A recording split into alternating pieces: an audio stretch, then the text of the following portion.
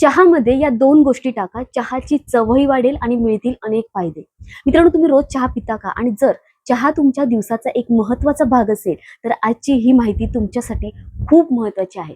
कारण चहा बनवताना फक्त चहापत्ती, दूध आणि साखर एवढ्याच गोष्टी वापरण्याऐवजी जर तुम्ही त्यामध्ये दोन साध्या गोष्टी योग्य प्रमाणात टाकल्या तर तुमच्या चहाची चव आणि सुगंध तर नक्कीच वाढेल, पण त्याचबरोबर त्या घटकांमधून मिळणारे काही संभाव्य आरोग्यदायी फायदेही तुम्हाला मिळू शकतात. पण मित्रांनो, सुरुवातीलाच एक गोष्ट इथे मी स्पष्ट सांगते, आजचा जो काही हा व्हिडिओ आहे तो चहा म्हणजे औषध आहे किंवा चहा प्यायल्याने कोणताही आजार बरा होतो असा दावा करण्यासाठी नाहीये. प्रत्येक व्यक्तीचं शरीर वेगळं असतं आणि एखाद्या घटकाचा परिणाम प्रत्येकावर सारखाच होईल असे नाही. तर मग नेमक्या त्या दोन गोष्टी कोणत्या आहेत आणि त्या चहामध्ये किती प्रमाणात टाकायच्या, चहा बनवताना त्या नेमक्या कधी टाकायच्या, दूध आणि साखरेबाबत कोणती आपल्याला काळजी घ्यायची आहे आणि सर्वात महत्त्वाचं म्हणजे मित्रांनो, दिवसातून किती चहा प्यायला योग्य आहे, हे सगळं आजच्या व्हिडिओमध्ये आपण अगदी साध्या सोप्या भाषेत अगदी महत्त्वाची माहिती जाणून घेणार आहोत. त्यामुळे मित्रांनो, व्हिडिओ शेवटपर्यंत नक्की पहा. चला तर मग अजिबात वेळ न घालवता सुरुवात करूया आजच्या नवीन टॉपिकला. तर मित्रांनो, जगात सर्वात जास्त प्यायला जे सगळ्यांना आवडते या पेयांपैकी चहा हे एक अत्यंत लोकप्रिय पेय आहे. आपल्या भारतात तर चहा हा फक्त पेय राहिलेला नाही, तर अनेकांच्या रोजच्या आयुष्याचा एक भाग बनलेला आहे. सकाळी उठल्याबरोबर चहा, कामाच्या मध्ये चहा, पाहुणे आले की चहा, संध्याकाळी थकवा आला की चहा, म्हणजे अनेकांच्या दिवसाची सुरुवात आणि शेवट सुद्धा चहानेच होतो. पण चहाबद्दल तुम्ही इंटरनेटवर अनेक प्रकारच्या गोष्टी ऐकल्या असतील. काही लोक म्हणतात चहा अजिबात प्यायला नको, काही लोक म्हणतात चहा म्हणजे विष आहे, तर काही लोक म्हणतात की चहा हे इंग्रजांचं पेय आहे. पण मित्रांनो, अशा गोष्टी ऐकल्या म्हणून लगेच त्या सत्य आहेत असं समजण्याची गरज नाहीये. चहामध्ये कॅफीन, पॉलिफेनॉल्स आणि इतर अनेक घटक असतात. चहाचे आरोग्यावर होणारे परिणाम, त्याचा प्रकार, किती प्रमाणात प्यायला जातो आणि व्यक्तीची स्वतःची प्रकृती यावर अवलंबून असतात. म्हणूनच मित्रांनो, एखादी गोष्ट चहा म्हणजे पूर्णपणे विष आहे किंवा चहा म्हणजे पूर्णपणे आरोग्यासाठी चांगला, अशा दोन टोकाच्या पद्धतीने पाहण्यापेक्षा प्रमाण आणि योग्य पद्धत महत्त्वाची आहे. कारण मित्रांनो, कोणतीही चांगली गोष्ट गरजेपेक्षा जास्त घेतली तर ती त्रासदायक ठरू शकते. अगदी दूध सुद्धा गरजेपेक्षा जास्त घेतलं तर प्रत्येक व्यक्तीला ते सूट होईलच असं नाही. त्याचप्रमाणे कोणतीही आरोग्यदायी गोष्ट अमर्याद प्रमाणात घेणे योग्य नाहीये. म्हणून मित्रांनो, बाबत सुद्धा एकच नियम लक्षात ठेवा, प्रमाणात घ्या, योग्य पद्धतीने घ्या आणि आपल्या शरीराला काय सूट होतं ते समजून घ्यायचंय. आता आजच्या व्हिडिओमध्ये सर्वात महत्त्वाच्या भागाकडे येऊया, ते म्हणजे जर तुम्ही चहा बनवत असाल तर त्यामध्ये दोन अतिशय साधे घटक तुम्ही वापरू शकता. आणि हे दोन घटक म्हणजे पहिलं आलं आणि दुसरं म्हणजे दालचिनी. यासोबतच एक बोनस घटक म्हणून आपण वेलची देखील इथे वापरू शकतो. चला आता आपण एक एक करून या तिन्ही घटकांविषयी अगदी सविस्तर जाणून घेऊया. आता पहिली गोष्ट आलं. मित्रांनो, चहामध्ये आलं घालण्याची पद्धत आपल्या घराघरात खूप जुनी आहे. विशेषतः म्हणजे थंडीच्या दिवसात किंवा सर्दीमुळे घसा बसला असल्यास अनेक लोक आल्याचा चहा घेतात. ओके, तर आलं म्हणजेच जिंजर. यामध्ये जिंजरॉल सारखे नैसर्गिक घटक असतात आणि आल्यावर दाह कमी करण्याशी संबंधित संशोधन झालं आहे.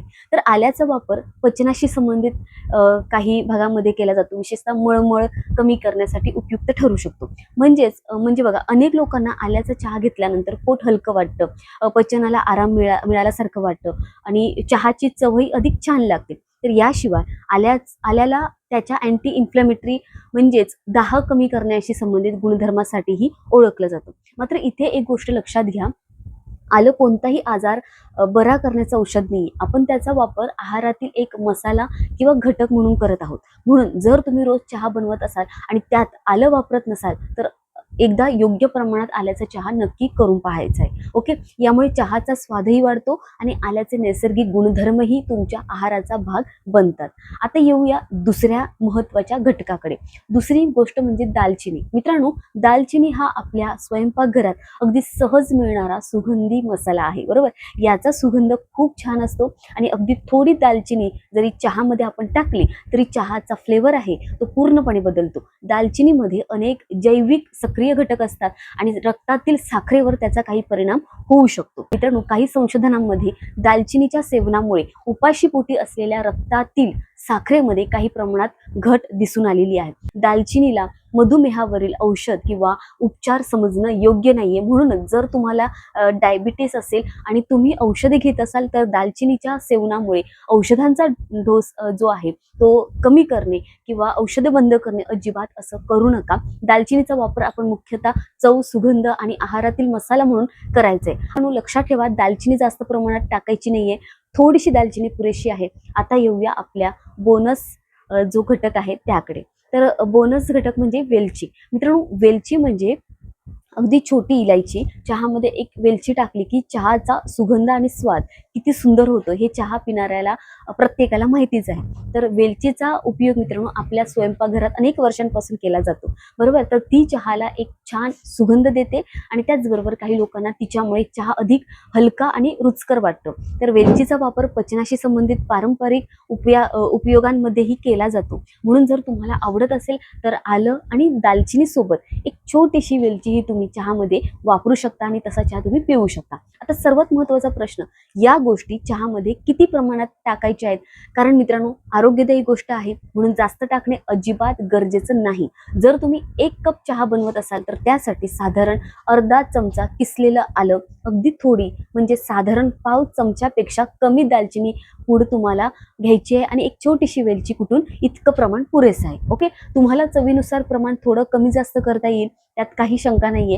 आता हा चहा बनवायचा कसा हे सुद्धा खूप महत्त्वाचं आहे. तर एका भांड्यामध्ये आधी पाणी घ्यायचं आहे, त्यामध्ये किसलेलं आलं टाकायचं आहे, दालचिनी पावडर टाकायची आहे आणि कुटलेली वेलची घालायची आहे. तर हे सगळं मिश्रण काही वेळ उकळू द्यायचं आहे आणि त्यानंतर चहापत्ती घालायचे. पाणी व्यवस्थित उकळल्यानंतर दूध घाला आणि तुमच्या नेहमीच्या पद्धतीने चहा तयार करा. साखर घालू शकता किंवा गूळ घालू शकता. म्हणजेच आलं, दालचिनी आणि वेलची यांचा स्वाद आणि सुगंध चहामध्ये व्यवस्थित मिसळतो. पण इथे एक गैरसमजही दूर करूया. चहा खूप वेळ उकळला म्हणजे त्याचे फायदे अनेक पटीने वाढतात असा ठोस वैज्ञानिक नियम नाहीये. उलट चहा खूप जास्त वेळ किंवा खूप जास्त तापमानावर उकळल्यास चव त्याची कडवट होऊ शकते. म्हणून चहा चांगला उकळलेला असावा पण अति उकळलेला नसावा. आता येऊया चहामधील आणखीन एका महत्त्वाच्या गोष्टीकडे, साखर. तर मित्रांनो, तुम्ही दिवसभरात किती साखर घेत आहात याचा कधी विचार केला आहे का? समजा तुम्ही दिवसातून 3 कप चहा पिता आणि प्रत्येक कपात 1 चमचा साखर टाकता. तर मित्रांनो, फक्त चहामधूनच दिवसाला 3 चमचे साखर तुमच्या शरीरात जाते. आणि त्याशिवाय आपण बिस्किटे खातो, मिठाई खातो, शीतपेय घेतो म्हणजे थंड पॅकेजवाले पदार्थ खातो, इतर गोष्टींमधून सुद्धा मित्रांनो साखर आपल्या शरीरात घेत असतो. म्हणून चहा हेल्दी बनवायचा असेल तर साखरेचं प्रमाण कमी करणे हा सर्वात चांगला पर्याय आहे. शक्य असेल तर तुम्ही हळूहळू कमी साखरेचा किंवा बिन साखरेचा चहा पिण्याची सवय लावा. सुरुवातीला चहा फिका वाटेल पण काही दिवसांनी तुमच्या जिभेला कमी गोड चहाची सवय होऊ शकते. आणि जर मित्रांनो तुम्हाला अजिबात बिन साखरेचा चहा आवडत नसेल तर गुळ हा पर्याय म्हणून काही लोक वापरतात. पण मित्रांनो, इथे एक महत्त्वाची गोष्ट, गूळ म्हणजे साखरेपासून पूर्णपणे वेगळा आणि अमर्याद प्रमाणात खाता येणारा पदार्थ नाही. गुळामध्येही साखरेचं प्रमाण मोठे असते. म्हणून साखरेऐवजी गूळ म्हणजे आता कितीही गूळ चालेल असं नाहीये, असं तुम्ही गैरसमज करून घेऊ नका. उलट शक्य तितका एकूण गोडवा कमी करणे हा अधिक चांगला पर्याय आहे. आणि चहामध्ये आपण दालचिनी आणि वेलची वापरत असल्यामुळे चहाला स्वतःच एक छान असा सुगंध येईल, फ्लेवर येईल आणि त्यामुळे साखरेचं प्रमाण कमी करणं थोडं सोपं जाऊ शकतं. आता मित्रांनो, महत्त्वाचा पॉईंट आहे चहाबाबत आणखीन एक अतिशय महत्त्वाची गोष्ट, ती म्हणजे चहा कधी प्यायचा. तुम्ही चहा जेवणानंतर लगेच घेत असाल तर ही सवय बदलण्याचा विचार तुम्हाला करायचा आहे. कारण चहामध्ये असलेले पॉलिफेनॉल्स आणि टॅनिन्स यांसारखे घटक जेवणातील विशेषतः वनस्पतीजन्य म्हणजे नॉन हिम आयनचे प्रमाण जे आहे ते शोषण कमी करू शकतात. काही मानवी अभ्यासांमध्ये मित्रांनो जेवणासोबत चहा घेतल्यास आयनचे शोषण कमी झाल्याचे दिसून आलेले आहे. जेवण आणि चहा यामध्ये साधारण 1 ते 2 तास अंतर ठेवल्यास हा परिणाम काही प्रमाणात कमी होऊ शकतो. विशेषतः मित्रांनो, ज्यांना आयनची कमतरता आहे किंवा हिमोग्लोबिन त्यांच्यात कमी असल्याची समस्या आहे त्यांनी चहा जेवणासोबत किंवा जेवणानंतर लगेच घेण्याऐवजी डॉक्टर किंवा आहार तज्ज्ञ आहेत त्यांच्या सल्ल्यानुसार योग्य अंतर ठेवणे चांगले आहे. शेवटी सर्वात महत्त्वाचा मुद्दा, दिवसभरात किती चहा प्यावा.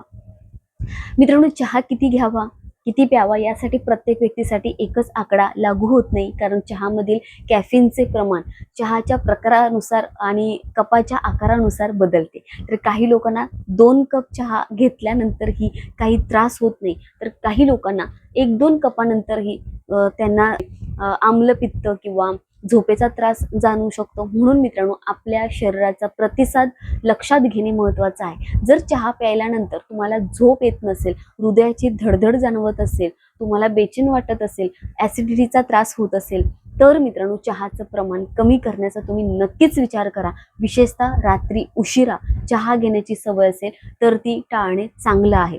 तर मित्रांनो, गर्भवती महिला आहे, कॅफिनबाबत संवेदनशील व्यक्ती, काही औषधे घेणारे लोक किंवा विशिष्ट आरोग्य समस्या असणाऱ्यांनी चहाचे प्रमाण डॉक्टरांच्या सल्ल्यानुसार ठरवायचं आहे. तर मित्रांनो, आजच्या व्हिडिओमध्ये आपण काय शिकलो थोडक्यात मी ते सांगते. चहा पूर्णपणे वाईट आहे असं नाही, पण चहा अमर्याद प्रमाणात प्यायचा पदार्थही नाही. चहामध्ये तुम्ही आलं वापरू शकता, त्यासोबत योग्य प्रमाणात दालचिनी वापरू शकता आणि आवडत असेल तर एक वेलची देखील घालू शकता. तर यामुळे चहाचा स्वाद आणि सुगंध नक्कीच वाढतो आणि या मसाल्यांमधील नैसर्गिक घटक तुमच्या आहाराचा भाग होतात. पण सर्वात महत्त्वाचं म्हणजे प्रमाण महत्त्वाचं. साखरेचं प्रमाण कमी करा. जेवणासोबत चहा घेण्याचा सवय टाळा. विशेषतः कोणी जेवणासोबत चहा घेत नाही, पण कोण घेत असेल त्याच्यासाठी. विशेषतः आयर्नची कमतरता असणाऱ्यांनी याकडे विशेष लक्ष द्यायचं आहे. आणि चहा प्यायल्यानंतर तुमच्या शरीराला काय प्रतिक्रिया मिळते हे सुद्धा लक्षात घ्यायचं आहे. तर मित्रांनो, आरोग्य म्हणजे एखादा एकच पदार्थ खाल्ला किंवा प्यायला की लगेच मिळणारी गोष्ट नाहीये. आरोग्य म्हणजे रोजच्या छोट्या छोट्या चांगल्या सवयींचा परिणाम आहे. योग्य आहार, पुरेशी झोप, नियमित शारीरिक हालचाल, पुरेसे पाणी आणि संतुलित जीवनशैली लाईफस्टाईल यासोबत एखादा मसाला किंवा पेय आपल्या आहाराचा भाग होऊ शकतो. म्हणून आजपासून तुमच्या चहामध्ये हे 2 घटक आलं आणि दालचिनी योग्य प्रमाणात वापरून पहा. आणि वेलची आवडत असेल तर तीही नक्की वापरा. पण लक्षात ठेवा, हा कोणत्याही आजारावरचा उपचार नाही, तर रोजच्या आहारात करता येणारा एक साधा बदल आहे. तर मला आशा आहे की आजचा हा व्हिडिओ जो आहे तो तुम्हाला नक्की आवडला असेल. आणि या व्हिडिओमधून तुम्हाला काहीतरी नवीन शिकायला मिळालं असेल. जर व्हिडिओ आवडला असेल तरच मित्रांनो, मी काही जबरदस्ती करत नाही, आवडला तरच या व्हिडिओला लाईक करा. आणि तुम्ही आमच्या या चॅनलवर, आरोग्य मंत्र या चॅनलवर नवीन असाल तर चॅनलला सबस्क्राईब मात्र करायला विसरू नका. मित्रांनो, आरोग्याशी संबंधित असे नवीन आणि उपयुक्त व्हिडिओ तुम्हाला वेळेवर मिळावे यासाठी आपल्या चॅनलला सबस्क्राईब करा. आणि ही माहिती तुमच्या घरातील चहा पिणाऱ्या व्यक्तीपर्यंत नक्की शेअर करा. कदाचित तुमच्याकडून शेअर झालेली ही छोटीशी माहिती एखाद्याची रोजची सवय थोडी अधिक आरोग्यदायी बनवू शकते. तर पुन्हा भेटूया एका नवीन आणि उपयुक्त व्हिडिओमध्ये. तोपर्यंत स्वतःची मित्रांनो खूप काळजी घ्या. हसत राहा, आनंदी राहा आणि रोज काहीतरी नवीन शिकत राहा. नमस्कार, धन्यवाद. श्री स्वामी समर्थ.